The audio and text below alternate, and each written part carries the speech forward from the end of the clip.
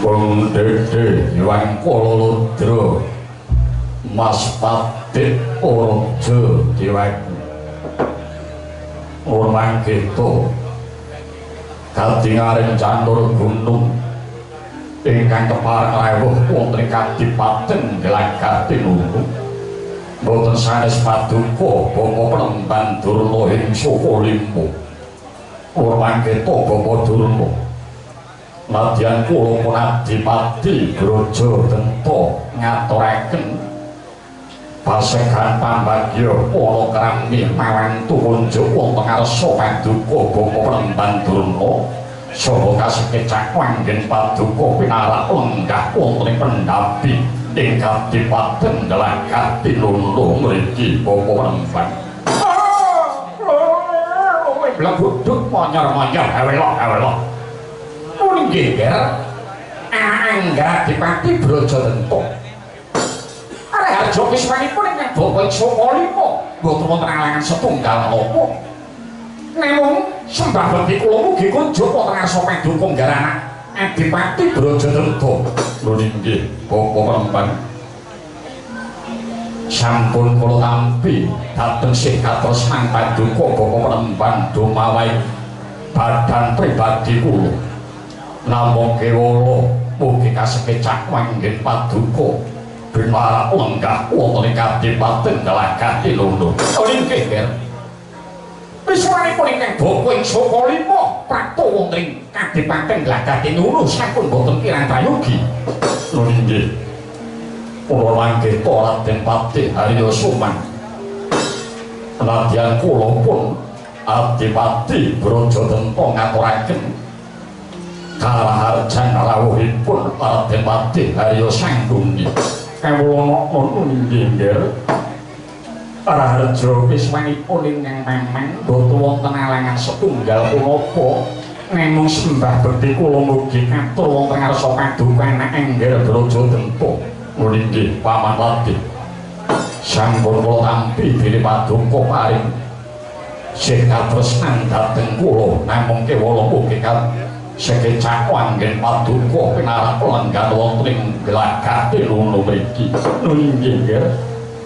Sampun boten kirang prayogi bismanipun ingkang pamang wonten ing Kadipaten ing Glagati Nunu mriki, Ger.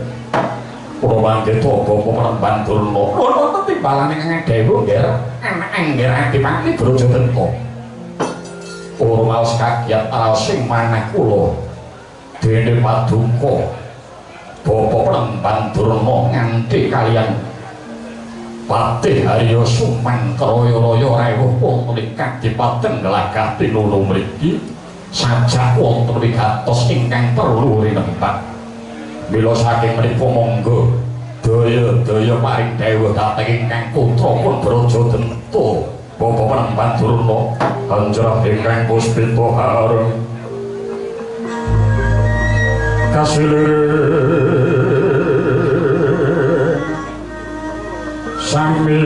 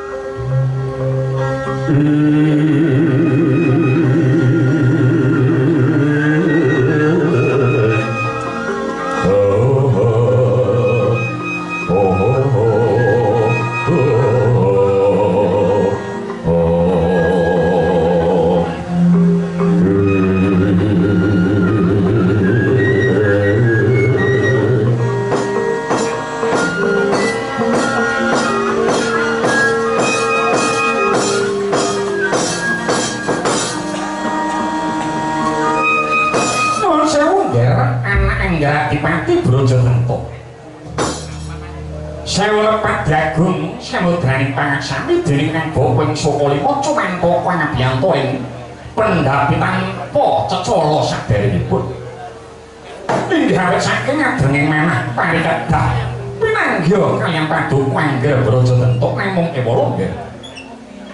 Nitik saking tepunging rimbuh miwah puceming Madana Cikna menawi jengandika nedheng hangawung bendu. Ingkang menika nggih hamba bilih tanpa sangsaya lebet. Ingkang wedharing kathah tumunten anak Angger kepangopan dawuh menapa ngandadosaken sungkawani penggalipun anak Angger Braja Tentuk. Kawula ngono nggih.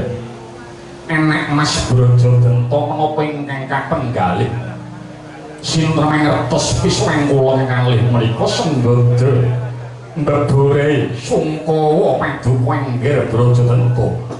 Nuli Bapak Penemban Begawan Durna saha jengandika Raden Patih Harya Sangkuna. Para maos boreh tumlawuhing manah lapuk anggen kula menggalihaken kawontenaning negari Pringgotani. Saha sedanipun kadang kula sepuh sawarga Prabu Harimba.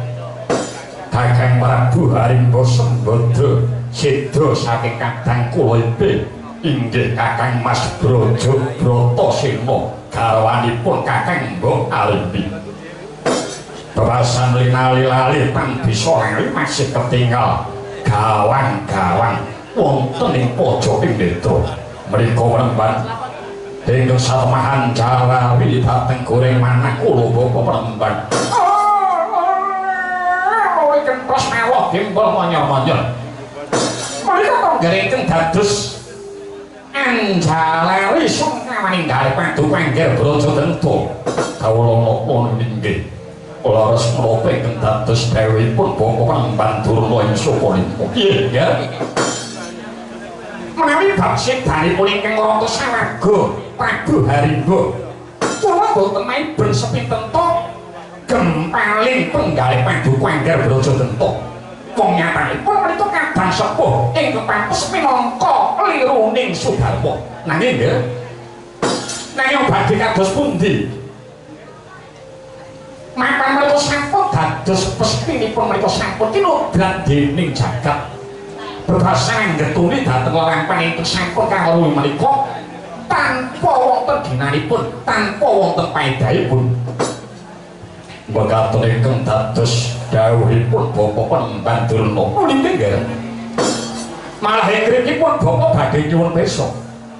Bilih ngajeng jengandika paring dawuh menggalihaken kawontenaning negari Pringgondani. Menika menapa wonten sambung rapetipun kaliyan Prunan Paduka pun Gatotkaca menika nggih. Nggih. Bapak Penemban kula ros menapa ingkang dados dawuh Paduka Bapak Durna ing Sokolimo. Bilih wekdal menika Prunan kula pun Gatotkaca badhe sinengkakaken ngaluhur jumeneng Nalendra wonten ing negari Pringgondani. Suwun sewu nggih.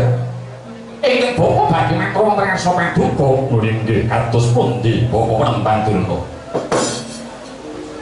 Estunipun kabar menika sampun malimbar sumebar dumugi negari Astina. Kula wonten pawartos ingkang kados mekaten kala mewu sinuwun Prabu Duryudana tuwuh raosipun penggalih ngenget dumateng Paduka Angger Braja Tentuk. Lajeng sinuwun Prabu Duryudana utusan ingkang bapa supados ganggu jengandika anak Mas Braja Tentuk. Perkawis menapa Bapak Penemban Durna? Nuwun sewu nggih.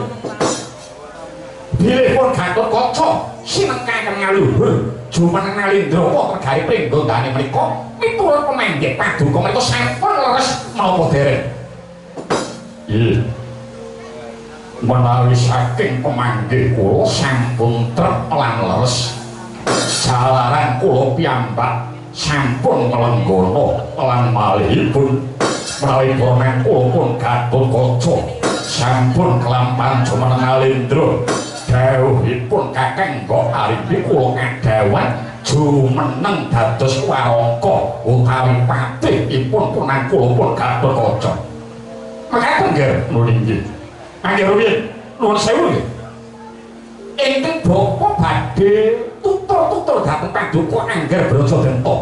Boten teges menika ingkang bapa saka lima menika tumut cawe-cawe dhateng perkawis pringgondani menika babar pisan boten. Anak Mas Brajadanta saged ngendika bilih. Gak kaca dados anak pringgondani sampun trep lan leres kala mau. Lajeng dasaripun napa nggih? Dasaripun napa? Monggo dipun penggalih ingkang kanthi permati. Mumpung dereng menika dadosaken perkawis ingkang satemah dadosaken daredan ing antaranipun kula wong sing pringgondani. Monggo dipun penggalih. Sebab menawi petang kula menika kok benten kaya petanganipun anak Angger Brajadanta. Inggih. Benten kados pundi Bapak Penambat? Nggih, nuwun sewu. Menawi saking pemanggihipun ingkang Bapak Sokalima. Gatot kaca kajumenengan ratu wonten gawe pringgondani menika kirang trep menika kirang leres. Kurang condong kula mboten gatot kula mboten sarujuk babar pisan. Lho kok kados mekaten mriku dasaripun menapa? Malah gentos kula nyuwun dawuh dasaripun menapa Bapak Penambat? Dasar kula ngaten ingkang sepisan menawi dipun petang bab umur taksih timur utawi taksih nem putu kula pun gatot kaca. Dening jangkep kaping kalihipun nuwun sewu negari pringgondani menika rumiyin ingkang jumeneng ratu menika sinten? Ingkang minangka dados Nalendra wonten negari pringgondani menika. Inggih menika tiyang sepuh kula sawargi Rama Prabu Tremboko. Lah ya ngono. Saksidanipun ingkang Rama Prabu Tremboko ingkang sumilih keprabon menika sinten? Ingkang sumilih keprabon menika kadang kula sepuh ingkang Prembayun inggih menika Kakang Prabu Harimba. Nuwun sewu nggih, nuwun sewu. Putra sawargi Prabu Tremboko menika sedayanipun wonten pinten nggih? Wonten pinten? Nggih. Menawi saking pangertosan kula putra pringgondani menika sedayanipun cacah wonten 7. Dening Kang Prembayun sawargi Kakang Prabu Harimba dene sangkep ingkang angka kalih Wijil Pawestri inggih menika Kakang Mbok Arimbi. Dening kang angka 3 kula pun Brajadanta, dening kang angka sekawan Adi kula pun Brajamusti. Dening kang angka gangsal Adi kula pun Brajalematan. Dening kang kaping 6 Adi kula pun Brajawikapok. Dening kang pungkasan Adi kula pun Kala Bendana. Ya apa to? Sasampunipun ingkang Raka Prembayun Prabu Tremboko Seda menapa lajeng Bagyo Paduka Dewi Arimbi nggadhahi pemenang kraton Pringgondani.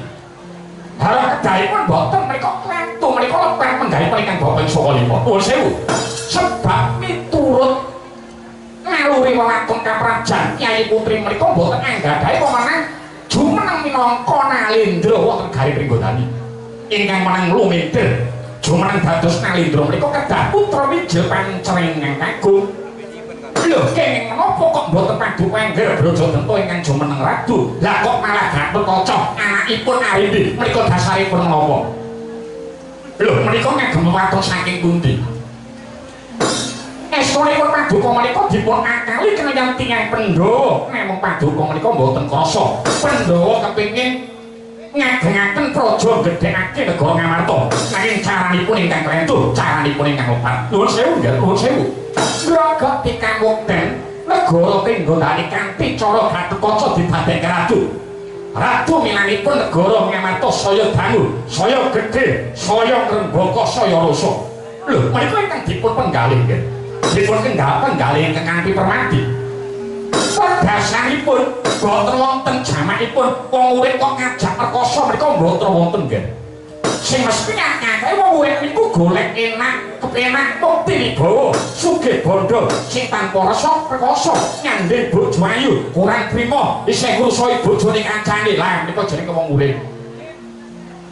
Mila saking menika nggih mestinipun panjenengan sing dadi ratu wonten gawe Pringgondani.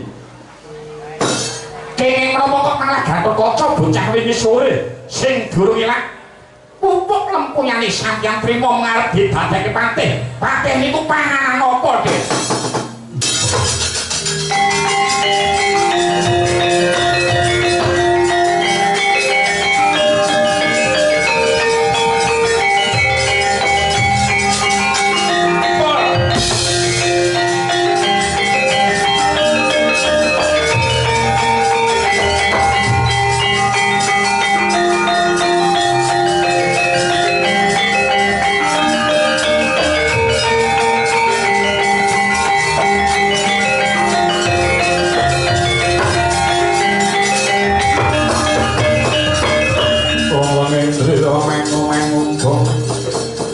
Manunggung kandho hamurmang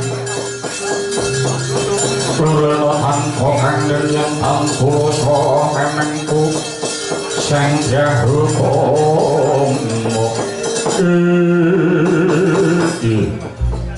menika ingkang dados saburipun Bapak Penemban Durna ing Sukalima nggih kula menika mbok teges aja ibarat sing ora becik menika babar pisan mboten namung menika mikulaken dhateng kasipun Angger Brajadenta estunipun sedaya kang dipun ngendikaken Kakang Paduka Harimbe kang jumeneng Nalendra kedahipun ingkang nerusaken minangka dados ratu negari Penggondani menika Paduka Angger Brajadenta nggih Nuwun sewu nggih Angger Brajadenta nuwun wonten timpalan ingkang ageng Gusti Pati sedaya ingkang dipun dawuhaken dhateng Kakang Penemban Durna ing Sukalima menika sedaya kala wau leres mawi dasar ingkang cetha ingkang jumeneng Nalendra wonten ing Penggondani menika mestinipun Paduka Angger Brajadenta dinggo ngeyem-ngeyemi penggalih panjenengan didadekke padhe lho ngeten menika menapa leres sobi ratu niku nek karo patihe derajate dhuwur pundi mestinipun tasih dhuwur ratunipun larak ya ngono mila saking menika nggih menapa Paduka trima kedahipun ingkang tus ratu menika Paduka Angger Brajadenta lah kok mung trima arep didadekke patih menawi cara kula negari Penggondani kedah dipun rebat kedah Paduka ingkang dados ratu ing Penggondani sanes anak kula pun Gatotkaca Gatotkaca menika sinten Gatotkaca menika rek mung anak Arimbi ingkang patutan kaliyan Werkudara Werkudara menika sinten Werkudara niku satriya sing matene ing neraka Prabu Harimba Durmugun monggo Prabu Harimba menika ipene Werkudara lah kok dipateni menika caranipun kados pundi lho upami Gatotkaca dadi ratu kang wurunga ya tegelan kalawan ora beda karo gerangane monggo sak menika kula aturi gumregah ing penggalih nyuwun negari Penggondani mboten tentu wong jaluk ndeke bapak nika kok kiwuh menika nggih cara kanthi ingkang dasar menapa menawi Paduka nggega dhateng aturipun ingkang pamaring pantian prayoginipun wedal ditresnawake negari Penggondani pun rebat saking astanipun pun Gatotkaca nggak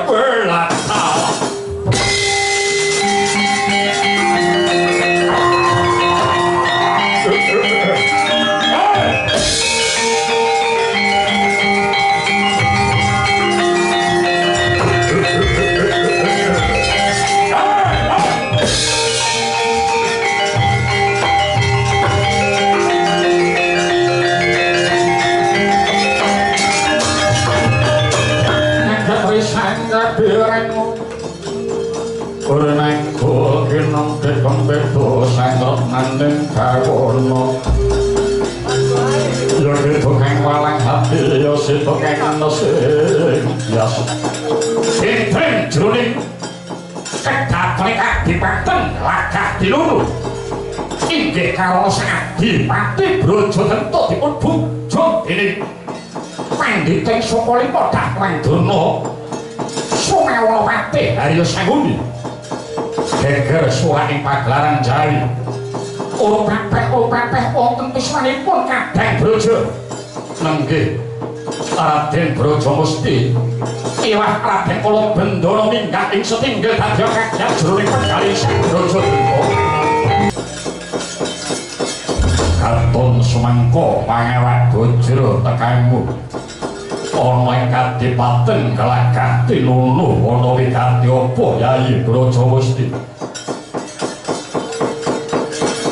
mestine Kakang Brajadanta santuk ngewala sedan saka negara Pringgondani ingkang surasane yen besok dina Respati ngarep ponakanmu Gatotkaca bakal kawisuda minangka jumeneng Nalendra negara Pringgondani Kakang awit saka keparing para sesepuh lan pamiling kawuling Pringgondani Kakang Brajadanta ingkang kadhapuk jumeneng dadi warangka Utapati ngembani anakmu Gatotkaca anggone dadi ratu kula kang sapa iku Kakang Prabu mawantu-wantu pamundhute Kakang Mbok Arimbi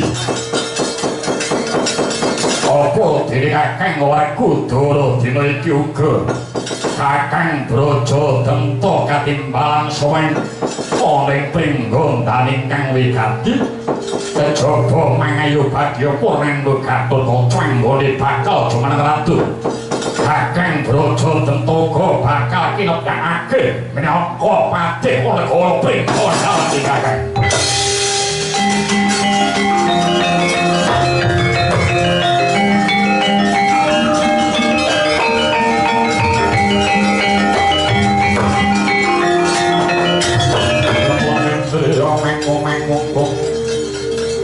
Anggung kanduhan rimeng Weleno hampokan Elatala Konde Dewan Pololodro Mas Pati Polojo Dewaku Brajamusti Kono Dewa Popo Kakek Satu aku mangsuli hati aturmu luwih dhisik wangsulana pitakon kuwi iki ingkang kanthi paditis Kakang Brajadanta bakal ndanggo perkara apa saka rumangsamu Gatotkaca dadi ratu Pringgondani mau bener apa luput para kake wangsulana bener kang sarta luput mung kari saka ngendi anggone nyawang kok Kakang yen disawang saka naluri Prah Pringgondani cetha yen to luput jalaran Gatotkaca kuwi putra saka Prah Pringgondani kang ijil saka pangestri ya iku Kakang Mbok Arimbi monggo nyatane wong wadon iku mau ora duwe wewenang kraton ingkang menang dadi ratu mung Prah Pancring kang ijil kagung nanging ento sinawan saka tembung sabda Brahmana Raja Satriya utawa Nalendra kang kudu netepi marang pangandikane Gatotkaca dadi ratu ana negara Pringgondani ku wis bener sebab apa zaman nalika Kakang Harimba tandhing kelawan Kakang Mas Bratasena duk kalani babat Wonowarta sadurunge Kakang Harimba tumekaning pati paring piweling marang Kakang Mbak Ayu Harimbi apa dene aku kelawan kowe sumarambah para kadang braja liyane wis rela lega lair dadi masrake kamukten negara Pringgondani marang Kakang Mbok Arimbi malah nalika semana Kakang Bratasena sing kon dadi ratu nanging Kakang Bratasena ora saguh jarakan wis duwe kamukten ana negara Indrarasta kajeke nalika semana Kakang Dento ya wis nlelani yen negara Pringgondani dipasrahke marang Kakang Mbok Arimbi. Kula yen Gatotkaca saiki kekang Jomangaratul Pringgondani kuwi wis sak benere Kakang Brododento.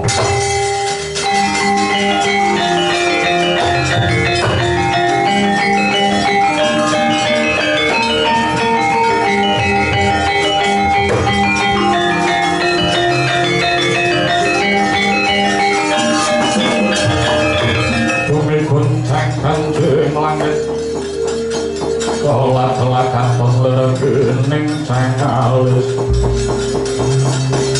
urusan mewe kandung sabarang kadur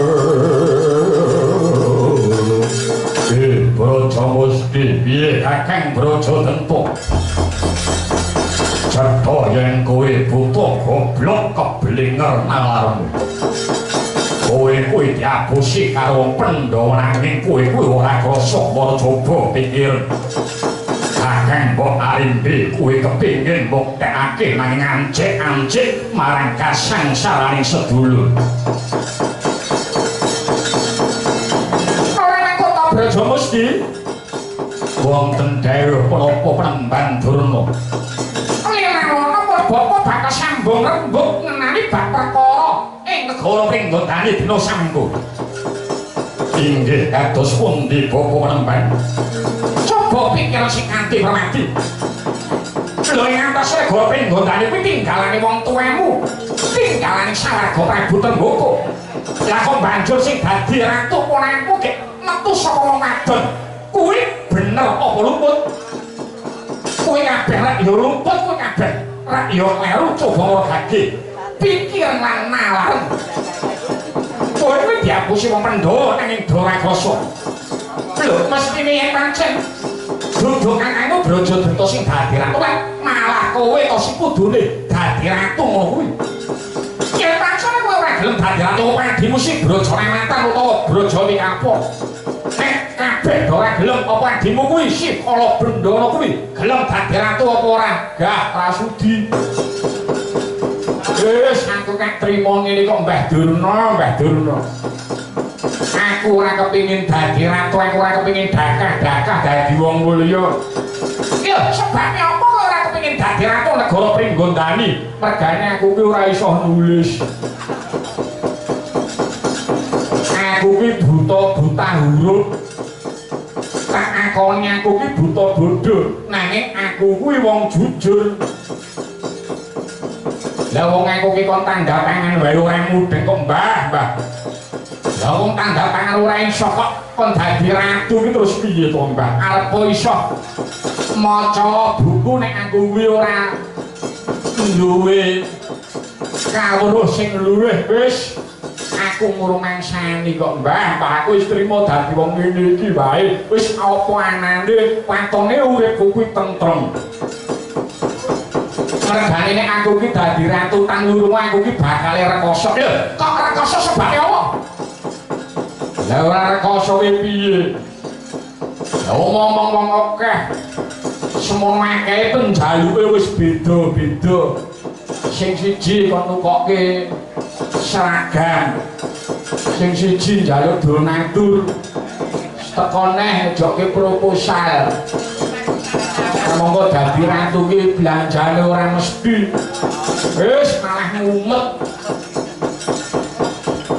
ning aku ki wis ngrumangsani aku dadi wong bodho wis tak trima kaya ngene iki wae oh boleh bali ku buta pekak bodho ya men mantone uripku jujur lah kok iki ngaku pinter nek tekone kaya bekewen dono jaran bareng kok malah demeni wis lambemu aja teko kono-kono lho ora dekes aku ki ngundhomono ki babar pisang ora boleh bali kowe ki buta derajatku derajat kere kowe ki mung derajatku derajat krokot wis kere krokot ya men ya krokot-krokotku dhewe krokot di lonceng malah enak arep duwe kepinteran wae nek pakartine kaya kowe iki wis ora migunani mung gawe kesengsaraning para kawula pintere mung nggo mropok ngatori kancane Ya mung aku kuwi wong bodho watone aku kuwi duwe jujur.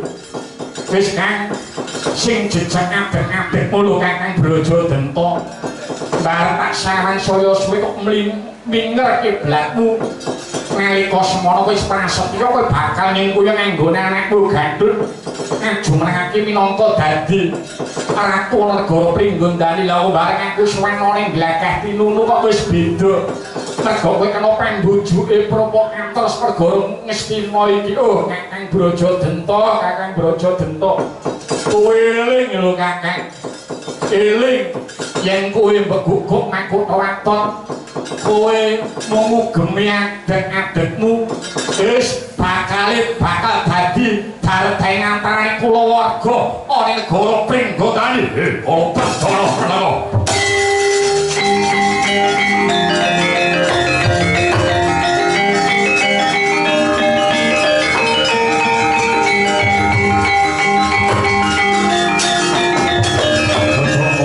Kena satu koya yasin bine Prabu Sakondang Singapura pemain seketeng metu tahanan Yai Brajamusti ana dawuh mopo Kakang Brajadenta tanpa Kakang Rembug ingkang tanpa guna ora ana paedahe tanpa ngomong bakal dadi tarta. Waktu dina iki aku tetep bakal ngugemi apa sing dadi prasetyaku. Tegese aku ora condong, ora saujud, ora ngayogyani mawa Gatotkaca ingkang kajumenengake minangka dadi ratu negara Pringgondani. Tegese Brajadenta balelo saking Pringgondani. Babar bisa waktu dina iki kandha lawan Kakang Mbok Arimbi. Aku gelem ngakoni kesarta nyarujuki anggone Gatotkaca dadi ratu atau gemblundung cagak sirahe Brajadenta. Kakang Majiling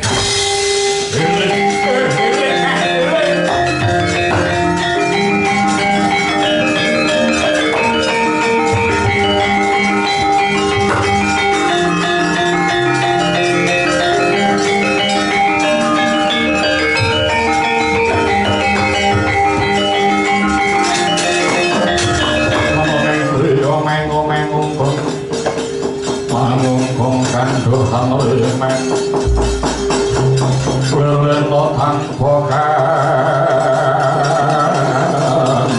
eling Kang aja gampang ucap kaya mangkono Kakang. Kabeh ucapmu kuwi kudu mawa dasar ingkang cetha pancen wis saugemi. Aja kakah-kakah ora papan dhewe murkake Lambing Gatot. Lambing Gatot saka glagah tinuni timbang nyebet moto nyebet mripat.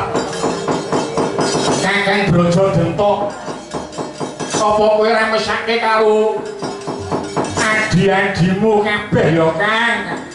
Kok ya kowe eling mergo kowe kena pembujuke sing muni karo Durna dadi duwe watak ambek angkara murka ora welas asih ora tresna karo keluarga Pringgondani. Kowe mung kepengin ngajak Darta ora itu sanjra keduku minggat sopapan kini bakal getek lereh-lereh.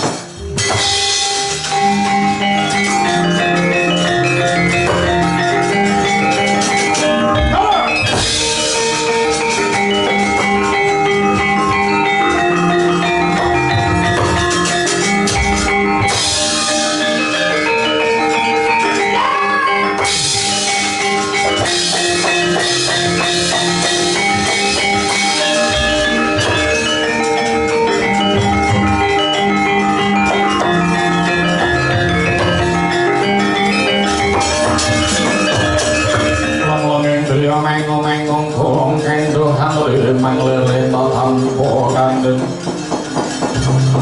yen tantosa ora nggih ngaten menika nembe sip menika ingkang dipun karemaken dhateng ingkang Bapa Saka Lima nggih kados mekaten. Lah menika ingkang kula Arep-arep menika nggih pakawis menika. Kula condong kula sarujuk. Sarujuk kados pundi tegesipun paduka mboten condong mboten cek. Sarujuk menahipun Gatotkaca ingkang jumenengaken minangka dados kelakon gegaring Pringgondani. Muni nggih larak ngaten. Sampun semlang langkung atus. Tetep paduka ingkang kula gadhah-gadhah minangka dados nalindra gawe Pringgondani ingkang bapa saka 5.